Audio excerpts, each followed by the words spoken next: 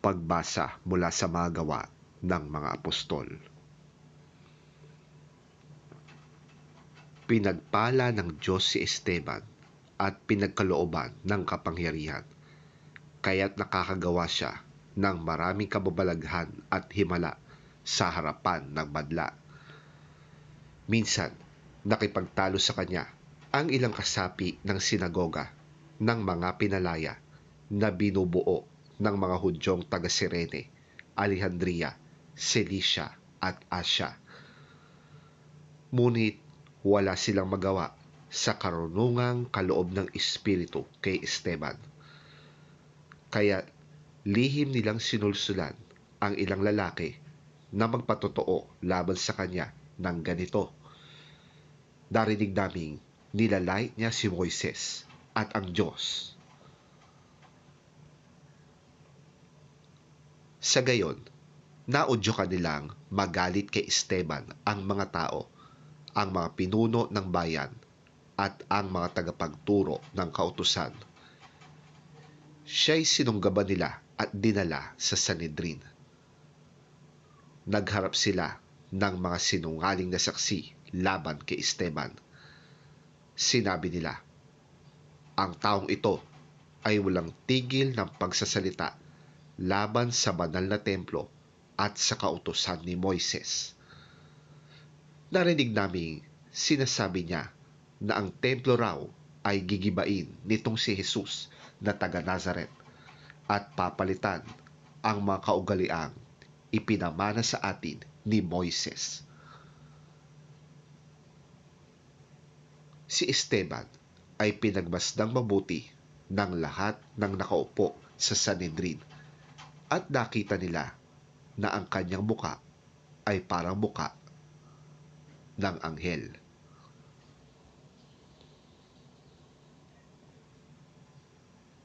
Ang salita ng Diyos. Salamat sa Diyos.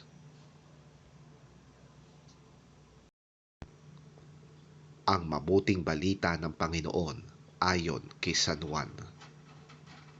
Papuri sa iyo, Panginoon. Alam ng mga taong naiwan sa dalampasigan na iisa lamang ang bangkang naroon. Alam rin nilang si Jesus ay hindi kasama ng mga alagad nang ang mga ito'y sumakay sa bangka dahil ang mga ito lamang ang umalis. Kinabukasan, dumating naman ang ilang bangkang galing sa Tiberias at dumaong sa lugar na malapit sa kinainan nila ng tinapay matapos magpasalamat ang Panginoon. Kaya nang makita nilang wala na roon si Jesus ni ang kanyang mga alagad, sila'y sumakay sa mga bangka at pumunta sa Capernaum upang hanapin si Jesus. Nang makita nila si Jesus sa ibayo ng lawa, siya'y tinanong nila, Guro, kailan pa kayo rito?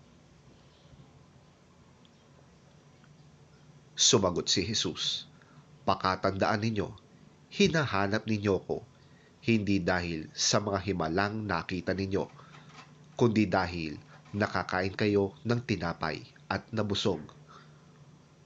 Huwag ang pagkaing nasisira ang inyong pagsikapang kamtan, kundi ang pagkaing hindi nasisira at nagbibigay ng buhay na walang hanggan. Iyan ang ibibigay sa inyo ng Anak ng Tao, sapagkat siya ang binigyan ng Diyos Ama ng ganitong karapatan. Kaya't siya'y tinanong nila, ano po ang dapat naming gawin upang aming matupad ang ipinapagawa ng Diyos?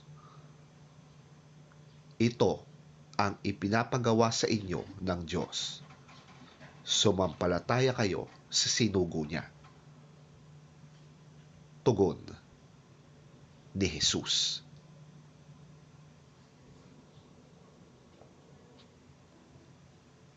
Ang mabuting balita ng ating Panginoon. Pinupuri ka namin, Panginoong Hesukristo.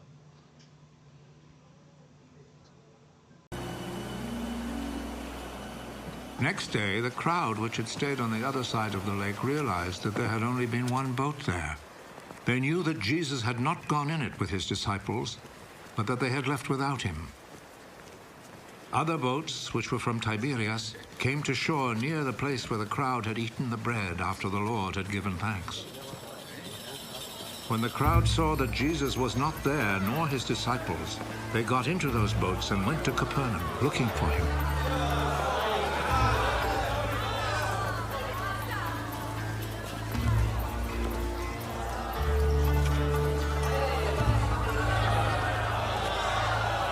When the people found Jesus on the other side of the lake, they said to him, "Teacher, when did you get here?" I am telling you the truth. You were looking for me because you ate the bread and had all you wanted. Not because you understood my miracles. Do not work for food that spoils. Instead, work for the food that lasts for eternal life. This is the food which the Son of Man will give you because God the Father has put his mark of approval on him. What can we do in order to do what God wants us to do? What God wants you to do is to believe in the one he sent.